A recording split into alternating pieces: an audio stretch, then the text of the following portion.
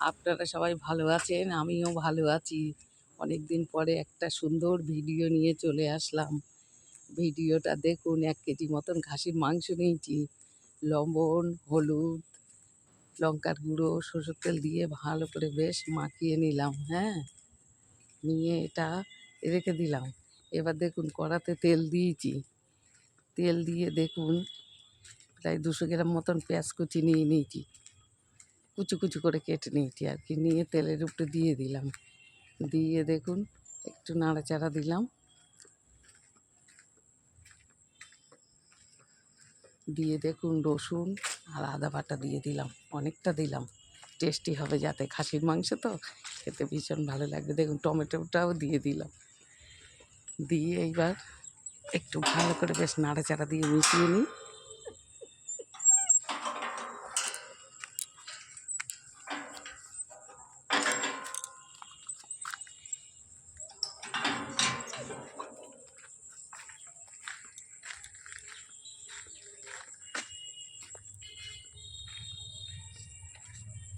দেখুন মাংসটাও দিয়ে দিলাম। দিয়ে এইবার ভালো করে আবার বেশ কষাবো এইবার, হ্যাঁ? কত রকম নাড়া যায় আর কত রকম কষানো যায় দেখুন। চর্বিও আছে সঙ্গে, খেতে হেভি টেস্টি লাগবে।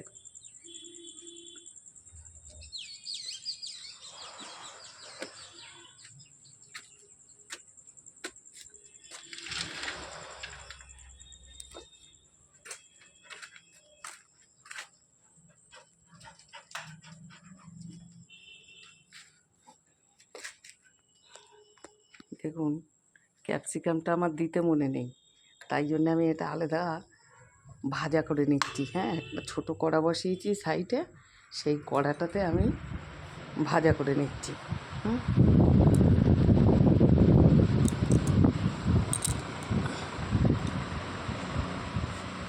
দেখুন আমার ভাজাটা বেশ হয়ে এসছে। আমি এবার তুলে তুলে মাংসতে দিয়ে দেবো, হ্যাঁ? আগে মনে ছিল না, কেটে রেখেছিলাম, সাইডে রেখেছি, খেয়াল ছিল না। যাই হোক সবটাই দিয়ে দিলাম। আর আলুটাও দেখুন ভাজা করে রেখে দিচ্ছি পাশে। দারুণ টেস্টি বেরোচ্ছে। এই ক্যাপসিকামের না একটা সুন্দর গন্ধ আছে, ভীষণ ভালো লাগে। দেখুন এবার একটু বিরিয়ানির মশলা দিচ্ছি, আরও টেস্টি হবে। দারুণ খেতে লেগেছে বন্ধুরা, আপনারাও বাড়িতে এমন করে করবেন, একটু বিরিয়ানির মশলা দেবেন কষানোর সময়, ভীষণ ভালো লাগবে। এইভাবে ভালো করে বেশ নাড়িয়ে চাড়িয়ে কষিয়ে নিই। দেখুন এবার আমি জল দেওয়ার সময় হচ্ছে আলুটা দিয়ে দিলাম। আর জলটা গরম জলই আমি দিয়েছি, বুঝলেন তো? সেটা আর দেখালাম না। একটু খুন্তি দিয়ে ডাবিয়ে ডাবিয়ে দিচ্ছে, একটা হালকা ঢেকে দিলাম। দেখুন এবার একটু গরম মশলা দিয়ে দিলাম। দিয়ে আবার একটু নাড়াচাড়া দিয়ে দেবো, যাতে সব জায়গায় ভিতরে ভালোভাবে মিশে যায়। দারুণ হলো বন্ধুরা খাসির মাংসটা রান্না। আপনারাও এমন করে রান্না করবেন, ভীষণ ভালো লাগবে। পরে আবার ভিডিও নিয়ে আসবো, দেখবেন। সবাই ভালো থাকবেন।